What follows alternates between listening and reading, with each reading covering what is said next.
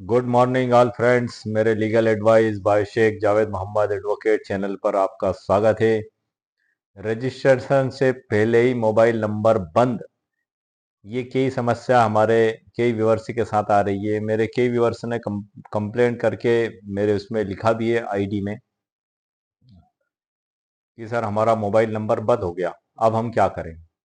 वैसे तो सर प्रत्येक नोटरी अधिवक्ता का मोबाइल नंबर बंद नहीं होना चाहिए, क्योंकि वो उनके क्लाइंटों को नंबर देते हैं और उनके क्लाइंट मोबाइल के जरिए ही वकील साहब से संपर्क करते हैं। लेकिन किसी किसी के साथ ये अगर प्रॉब्लम हो भी गई है तो उसका एक बेहतरीन समाधान मैं लेकर आया हूँ, जिनको अपनाकर ये कोशिश की जा सकती है कि आपकी समस्या का समाधान किस प्रकार से हो सकता है।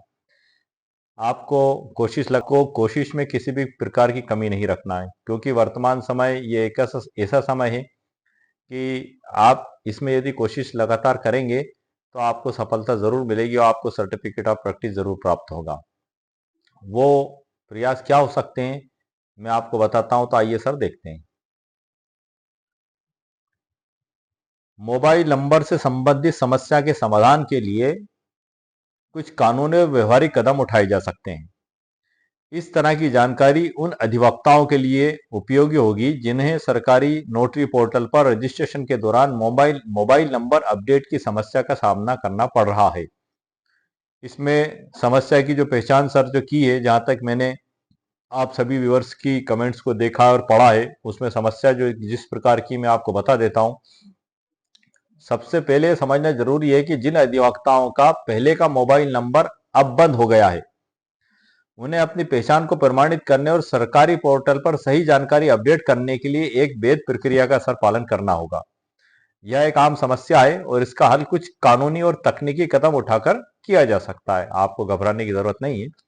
नंबर 2 है सर इसमें जो मैंने आप लोगों के लिए तैयार किया है, जो नोटरी पोर्टल है, सरकारी पोर्टल पर कानून के अनुसार एक वैध अधिकार है। भारत में सरकारी पोर्टल पर जानकारी अद्यतन करना कानून के अनुसार एक वैध अधिकार है।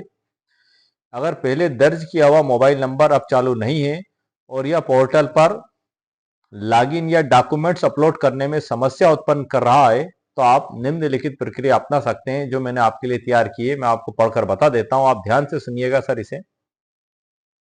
नंबर 1 है सर, आधिकारिक आवेदन। संबंधित अधिवक्ता एक आवेदन पत्र तैयार करें जिसमें वे अपना नया मोबाइल नंबर जोड़ने का अनुरोध करें। इस आवेदन में यह भी उल्लेख करें कि पुराना नंबर अब बंद है और जिसके कारण ऑनलाइन पोर्टल पर कार्रवाई में समस्या हो रही है। एक आवेदन तैयार करें, उसमें सभी बातें लिखें। सत्यापन दस्तावेज संलग्न करें। आवेदन के साथ अपना पहचान प्रमाण पत्र जैसे कि आधार कार्ड, पैन कार्ड या अन्य मान्य दस्तावेज आप संलग्न करें।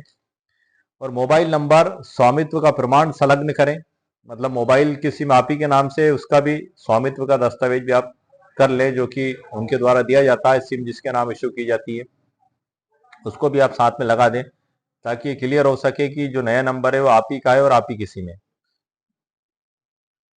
यदि नया नंबर आपके पास आपके नाम पंजीकृत है तो उसका एक प्रमाण देना और भी बेहतर होगा।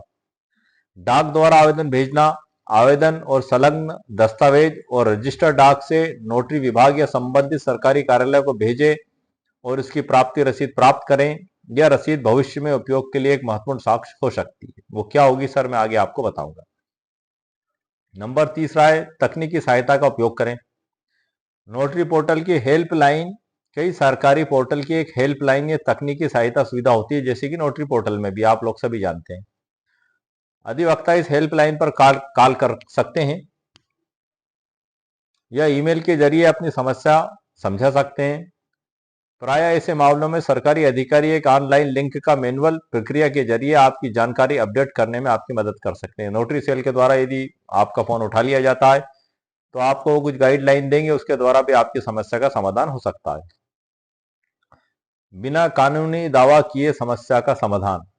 बिना कोर्ट का सहारा लिए दावा किए भी समस्या को हल करने के कुछ उपाय हो सकते हैं। नोटरी विभाग के उच्च अधिकारियों से संपर्क करें। यदि ऑनलाइन पोर्टल पर या हेल्पलाइन से सहायता नहीं मिलती है तो नोटरी विभाग के उच्च अधिकारियों से आप संपर्क कर सकते हैं। अपने आवेदन पत्र की एक प्रति उसके पास जमा कर सकते हैं। उनसे अनुरोध कर सकते हैं कि आपके मोबाइल नंबर को अपडेट करने में सहयोग करें। अब चूंकि नोटरी सेल दिल्ली में है और ऑल इंडिया में सभी लोगों को भी प्रॉब्लम जा रही है, तो हर व्यक्ति वहां से उठकर नोटरी सेल तो जाने में सक्षम नहीं हो पाएगा। तो बेहतर होगा कि आप रजिस्टर्ड डाक से स्पीड पोस्ट से आवेदन लिखकर नोटरी सेल भेजें और समझ दस्तावेज जो मैंने आपको अभी बताया उसके साथ अपलोड करें। उसकी प्राप्ति रसीद और अभिस्वीकृति रसीद ये भी आप अपने पास जरूर रखें। ईमेल से सूचना भेजें और ईमेल के माध्यम से दस्तावेज स्वीकार अगर वो कर लेते हैं तो आपकी समस्या का भी सर समाधान हो जाएगा।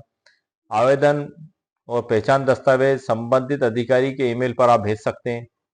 इसके साथ उन्हें संक्षिप्त में अपनी समस्या और नया मोबाइल नंबर भी आप उनको बता दें ईमेल के जरिए कि ये हमारा पुराना नंबर था जो बंद हो गया है, नया नंबर हमारा ये है, पुराने नंबर की जगह हमारा नया मोबाइल नंबर आप अपडेट किया जाए। इस प्रकार की आप पूरी जानकारी उसमें लिख सकते हैं। जवाबी रसीद रखना, किसी भी प्रकार का आवेदन या दस्तावेज को भेजते समय उसकी प्राप्ति रसीद को सुरक्षित रखें। यह भविष्य में एक प्रमाण के रूप में काम आएगी यदि मोबाइल नंबर अपडेट नहीं होता है तो, और आपको सर्टिफिकेट ऑफ प्रैक्टिस नहीं मिलता है तो ये चीज आपके काम आएगी। तो इस प्रकार से ये मैंने प्रोसीजर बताई है। शॉर्ट में और बता देता हूं सर मैं कि आप हाथ पे हाथ रखकर ना बैठें, आप अपनी कोशिश को लगातार जारी रखें। सबसे पहले आप रजिस्टर्ड डाक से आवेदन भेजें, लिखित आवेदन तैयार करें और उसके साथ संपूर्ण आपका नया जो नंबर है वो भी लिखें। नया नंबर आप ही के नाम से इशू हुआ है उसके भी दस्तावेज आप लगा दें और पूरा डिटेल में आपकी समस्या लिखकर भेजें और इसकी पोस्ट ऑफिस की रसीद और स्पीड पोस्ट की रसीद आप अपने पास जरूर रखें, भविष्य में आपके काम आने की हो सकती है। ईमेल के जरिए भेजें। ईमेल के जरिए आप भेजेंगे तो ईमेल के ऊपर दिनांक और समय तक लिखा होता है सर, आप उसकी एक कॉपी आप निकाल लें, वो भी अपने पास रिकॉर्ड के तौर पर रखें, क्योंकि ये समय होगा अभी वर्तमान में जब तक प्रोसीजर चल रही है तो आप ये कार्रवाई कर सकते हैं। और भारत के संविधान के अनुच्छेद 32 के तहत याचिका भारत के सर्वोच्च न्यायालय में लगाई जा सकती है। यदि आपको सर्टिफिकेट ऑफ प्रैक्टिस नहीं दिया जाता है तो आप वहां पर याचिका लगाकर निवेदन कर सकते हैं कि आपका मौलिक अधिकार है और नोटरी सेल को निर्देशित किया जाए कि वो सर्टिफिकेट ऑफ प्रैक्टिस आपको जारी करें।